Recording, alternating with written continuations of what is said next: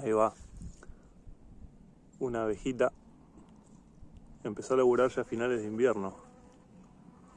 Todavía no vino la primavera, pero en eso está. Acá estamos al cobijo del abedul y quería compartir con ustedes un tema sobre el que estuve meditando un poco estos días. Estuve en cuarentena, pasando mucho tiempo con los chicos en casa, y estuve pensando bastante sobre las metáforas en el origen, por ejemplo, de los conceptos religiosos de muchas religiones. ¿Cómo fue que habrán ocurrido en un principio? ¿Cómo fue que después, por ciertos intereses de manejos de poder, se fueron torciendo esas metáforas para hacer de la religión también una herramienta de control? Bien, hoy quiero explorar el lado más profundo de la metáfora, es decir, la metáfora cuando no se la toma al pie de la letra, ¿no? ¿Qué es lo que pasa, por ejemplo, con la idea del más allá, ¿no? Con la idea, sobre todo en las religiones abrámicas, digamos, de la tradición judeo-cristiana y también del Islam, de una promesa después de la vida. Sucede también en muchos movimientos milenaristas, a veces asociados o no al cristianismo o alguna de las tradiciones recién mencionadas. Por ejemplo, el caso de muchos pueblos guaraníes con la idea del Ibi Maraí, ¿no? Esta idea de encontrar la tierra sin mal, es decir, un paraíso del cual fuimos expulsados, ¿no? En la tradición judeo-cristiana, o un lugar ya sea físico o temporal, más allá de la muerte, o algún lugar escondido, que resulta ser una promesa. Yo creo que, en verdad, originalmente en todas estas religiones había un uso muy poderoso de la metáfora, y creo que la mayoría de la gente eso lo entendía y lo compartía, así como hoy entendemos, por ejemplo, los mitos griegos como metáforas. No los tomamos al pie de la letra. Hubo un momento donde, bueno, un momento es una manera de decir, hubo muchos momentos que llevaron a un uso más mecánico y a tomar las cosas de una manera más literal. Es decir, que de hecho existe un Dios que te castiga, un diablo, una promesa de un mundo mejor después de la muerte, para los que hacen por ejemplo. Y siempre como esta separación de lo que es una realización, tanto sea personal como colectiva, una realización, una conquista en el sentido positivo de algo que puede estar acá nomás. O sea, ¿por qué tenemos que plantearlo como algo que está fuera de este tiempo y de este espacio? Creo que de ahí también sale la obsesión por el no adorarás imágenes, ¿no? Y la abstracción cada vez mayor del concepto de Dios, y la separación cada vez más rígida y estricta entre lo que es lo sagrado y lo profano, que persiguieron muchas religiones en el tiempo, como para decir, bueno, ustedes, el pueblo, el vulgo, no tiene la capacidad de entender por sí solo el concepto de Dios, por eso necesitan la intermediación de la iglesia para poder digerirlo y para que les demos, digamos, la aprobación de que están en el buen camino y que son parte del rebaño, ¿cierto?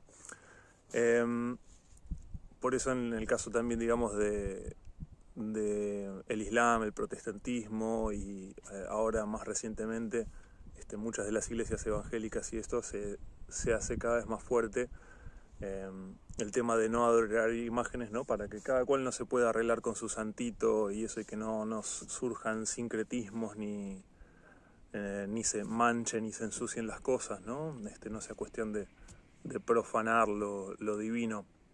Me parece que lo que había originalmente en el pensamiento religioso en general, pensamiento generoso, con todo este uso de metáforas, ¿no? Era una manera de representarse el mundo, de explicárselo mejor, y también, digamos, tenía esta cosa de prescripción, un valor prescriptivo, como una receta para lograr la superación, digamos, de estos obstáculos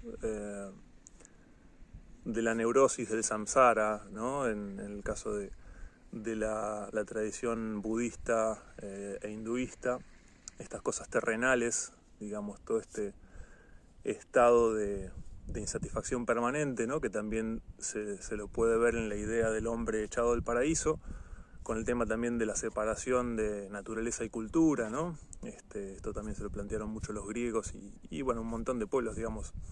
En verdad es una de las preguntas básicas de la filosofía que se hace uno y que se hizo el hombre desde siempre. ¿Qué es lo que ganamos y qué es lo que perdemos al separarnos de la naturaleza? De alguna manera, algún límite hay, no viene al caso ponerse ahora a discutir sobre perspectivas rupturistas o continuistas, eso no hace a la cuestión.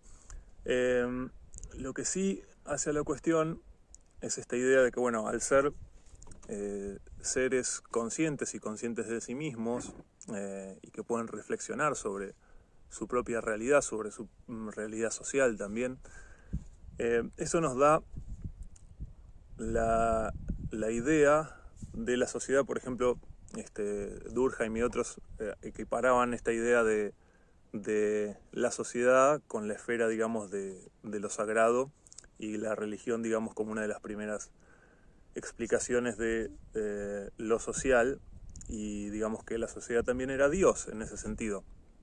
Y bueno, por eso a finales del siglo XIX plantea, ¿no?, como muchos otros, de distintas maneras, la crisis en la cual se viene metiendo la humanidad desde hace tiempo, la crisis, digamos, de representaciones, ¿no? Y lo que él llamaba la anomia, esta idea de que el colectivo al cual uno pertenece ya no es más sagrado, digamos, como que se ha profanado. Yo no comparto con Durkheim esta idea tanto de lo sagrado y lo profano como algo fundamental del ser humano en su descripción del mundo. Me parece que se puede trascender, y de hecho es deseable trascender esta idea, porque lo de lo sagrado y lo profano creo que fue, digamos, algo que se enquistó en el pensamiento religioso como parte también de una herramienta de control. Me parece que es mucho más importante rescatar el valor metafórico de la idea de Dios, ¿sí?, como tanto un bien que puede haber dentro de uno, como un bien que creamos entre todos, ¿sí? Yo en este sentido, digamos, como muchos sabrán, soy agnóstico o casi incluso ateo, pero no me opongo a la idea de Dios en este sentido. Me parece una idea muy, muy hermosa, que no es para nada nueva, ¿no? Pero que a Dios, digamos, como que lo creamos entre todos, o sea, y creamos Dios dentro y fuera nuestro. Puede ser un fenómeno emergente, hablando de metáforas, que, digamos, nos ayuda a sentir que hay algo que nos trasciende, algo más allá. Bueno, es el creador creado en este sentido. Estaba pensando en una metáfora justamente para trascender la idea de lo individual y lo social, que es otra de las cosas que preocupaba mucho a Emil Durkheim, ¿no? De un lado estaba lo profano y lo individual, del otro lado estaba lo social, lo sagrado. Y como bueno, sucedía mucho en esa época de fin del siglo XIX, con los avances en la física, con los avances en la biología, muchas veces se dieron algunos modelos que fueron criticados por su uso de metáforas, por ejemplo los modelos llamados organicistas, que comparaban, ¿no?, dentro de los modelos funcionalistas, por ejemplo, a la sociedad con un organismo con distintas funciones cumplidas por los distintos órganos. Sí, las metáforas tienen sus limitaciones, por supuesto, y muchas veces los científicos, algunos científicos, se encargan de que no usemos las metáforas, que es algo de los divulgadores, que no es digno de la ciencia, ¿no? Sí, por supuesto que tienen sus limitaciones, hay que saber que una cosa es el mapa y otra cosa es el territorio, una cosa es nuestra aproximación a la realidad y otra cosa es la realidad misma. Las metáforas son útiles para acercarse, ¿no? Esto es un disclaimer que hago para presentar la siguiente metáfora, antes de que lluevan las piedras. Estaba pensando en la idea de las neuronas, las redes neuronales dentro del cerebro. Hay distintos tipos de sinapsis y hay algunos mecanismos que, por ejemplo, pueden exacerbar ciertas conexiones entre neuronas o los pueden también ralentificar. Por ejemplo, está lo que se llama el long-term depression, no me acuerdo cómo se dice en español, pues es algo así como depresión a largo plazo. No tiene nada que ver con la depresión clínica, en el sentido de que una persona esté deprimida, mal de ánimo, etc., sino que esta idea de la depresión a largo plazo es que ciertos químicos pueden hacer que una sinapsis entre dos neuronas que normalmente se daría de una manera más fluida, se comience a bloquear, a obstruir. Eso a veces puede ser algo bueno o algo malo. Digamos, por ejemplo, en el caso de un hábito nocivo que uno quiere dejar, o en el caso del aprendizaje, cosas que nos producen un pequeño trauma también, por ejemplo, hace que se obstruyan, digamos, ciertos circuitos, ¿sí? En el caso, por ejemplo, de algo que uno quiere dejar de hacer, es un mecanismo útil a nivel del cerebro de no seguir fomentando una conducta que no nos conviene, digamos. También, digamos, puede pasar que haya la supervivencia de un miedo, que eso genera un trauma, y también interviene este tipo de mecanismo. Después está, digamos, lo que sería la potenciación a largo plazo, long-term potentiation, que es el fenómeno inverso. Es una asistencia química a premiar ciertos tipos de sinapsis, ¿no? Entonces, ¿qué pasa? Imaginemos que con estos y otros mecanismos más, que para lo que es esta metáfora no vale la pena, digamos, explayarse demasiado, imaginemos que las personas somos dentro del universo, dentro de la sociedad, si queremos, también podemos relacionar con los otros seres vivos y no vivos del universo.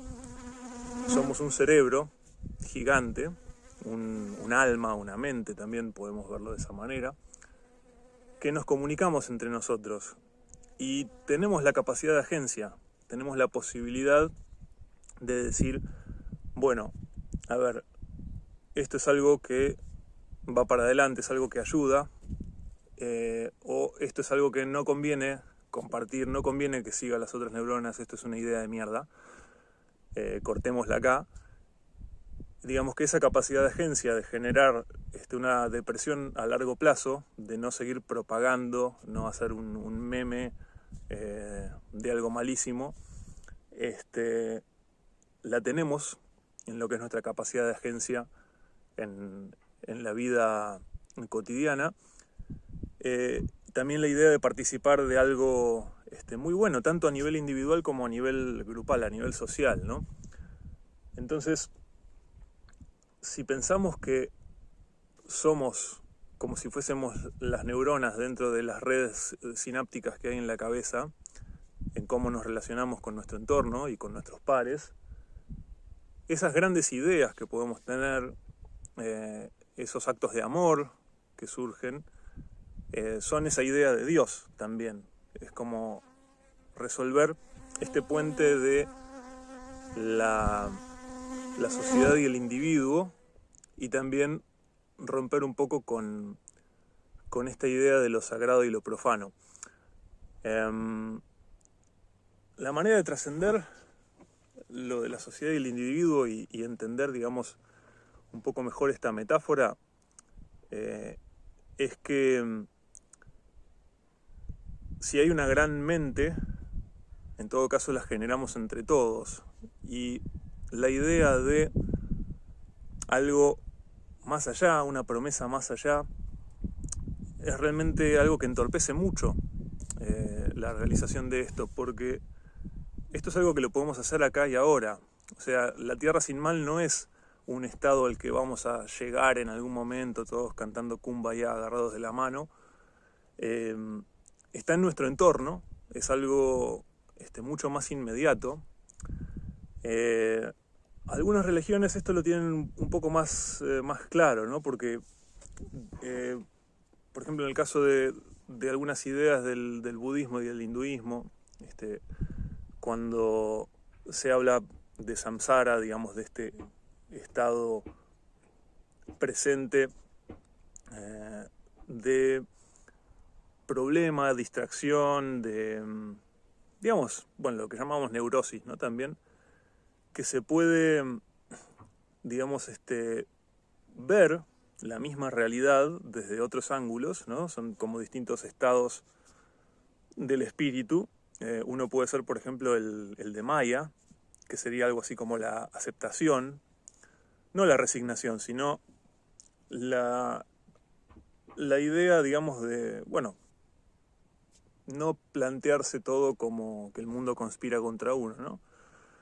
Y otro que también es muy lindo es el concepto de lila, que es esta idea más lúdica, ¿no? Hay un ejemplo que se pone a veces, que si está lloviendo torrencialmente, el estado de samsara es ponerse así y luchar contra eso y sentir que la lluvia es una agresión.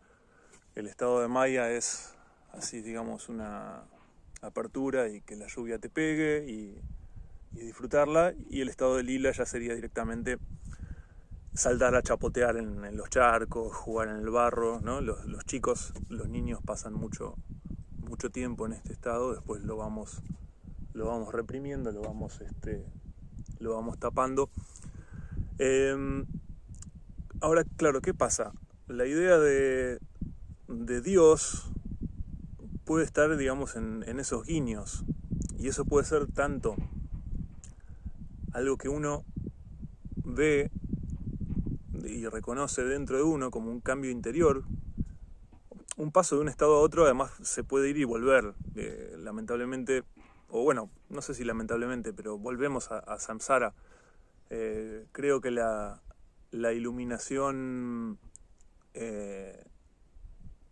es algo que se puede agarrar de a ratos, y tal vez, bueno, algunos pasan más tiempo en esos otros estados, pero no creo que sea un proceso irreversible la iluminación. Todos tenemos altibajos, ¿no?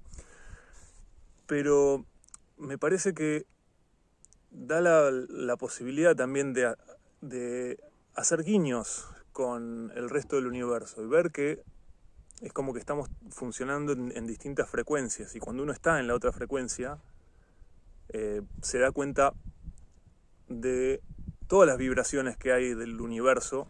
Esto suena muy hippie, suena muy volado, pero nada, ese guiño cómplice, esa sonrisa cómplice que también hay cuando alguien comparte cierto tipo de humor con uno y otros no, por ejemplo, ¿no? O cuando uno está en una multitud y están todos ensimismados con cierta cosa, y uno de repente intercambia una mirada con alguien y hay cierta comprensión, cierta cosa que pasa ahí que no se sabe bien qué es, pero es como, sí, vos también lo viste, bueno, sabés de qué se trata. Y nada, a veces uno después vuelve a otra cosa, pero creo que eso es un poco la idea de Dios, eso que, digamos, podemos compartir. Y creo que la idea, digamos, del diablo, del infierno, el purgatorio, todo este tipo de cosas son más bien metáforas tomadas en sentido literal, que eso le ha hecho, digamos, mucho daño al ser humano en su desarrollo, pero como metáforas sirven en ese sentido. Bien, y a colación de esto me vino a la cabeza esta idea siniestra que está promoviendo Mark Zuckerberg, ¿no? con la nueva versión de Facebook llamada Meta, ¿no? Justamente una metáfora. Meta, la etimología griega, tiene que ver con más allá, ¿no? Con metáfora es llevar a otro nivel. Y esta idea de meta es bastante preocupante, ¿no? Porque es como una siguiente vuelta de tuerca a esta parte tan nociva del pensamiento religioso institucionalizado en el sentido de control. Promete una tierra sin mal, un paraíso en la tierra digital. Bien, es decir, resumiendo, ¿no? Hay un dolor generado por la expulsión del paraíso, por decirlo de alguna manera. Esta ruptura con la naturaleza es un arma de doble filo que también nos genera este displacer, esta angustia existencial, ¿cierto? El hombre crea, digamos, entonces unos protocolos y algunas recetas muy bellamente planteadas en la forma de metáforas muchas veces, que luego, como este experimento de los monos a los cuales se los castiga cada vez que tratan de agarrar una banana, y luego se van reemplazando los monos hasta que ninguno de los monos que había subido a buscar la banana había visto, digamos, el origen de esto, pero seguía teniendo la conducta punitiva hacia los otros que intentaban subir a agarrar la banana, aunque a él nunca le habían tirado un baldazo de agua fría, ¿no? La religión entonces nos promete un más allá, ¿sí? Con 40 vírgenes o con lo que fuera, para escapar a lo terrenal, ya sea la tierra sin mal para los guaraníes, el paraíso, etcétera, ¿no?